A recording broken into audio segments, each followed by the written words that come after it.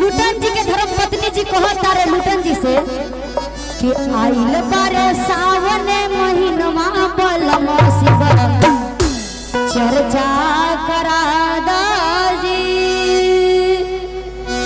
है चर्चा करा दतनी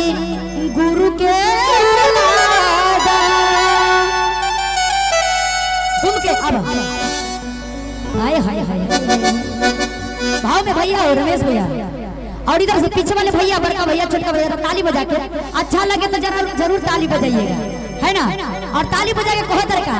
कि आइल बारे सावन महीनमा बालमा शिवा चर्चा कराईदा आइल बारे सावन महीनमा बालमा शिवा चर्चा कराईदा चर्चा कराईदा शिवा चर्चा कराईदा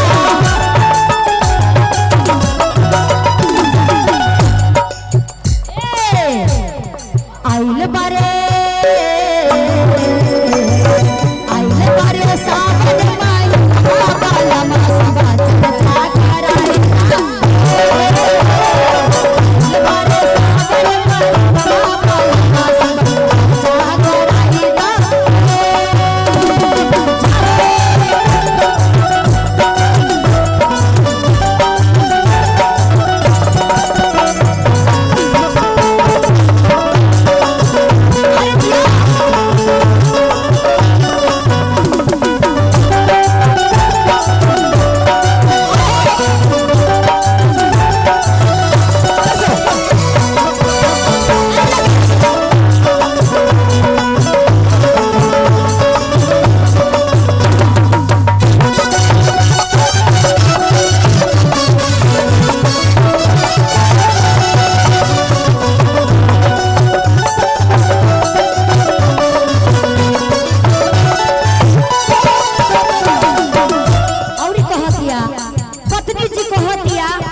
अपना पति जी से ए राजा जी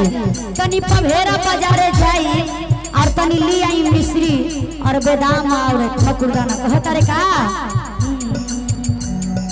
भंगिया मंगादा धतुरो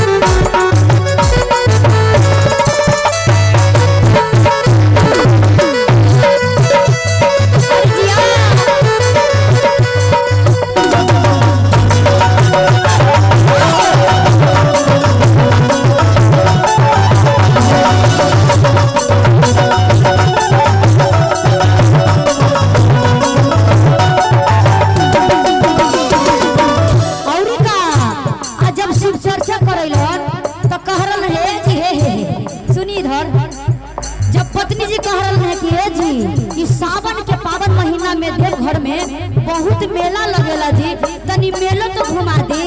त का मंगोइनी देखी चुंदरी मंगा दो हमके साड़ी मंगाई दो साड़ी मंगाई दो हमके काबर मंगाई दो मीठा मीठा में रह दिए भैया भाभी जी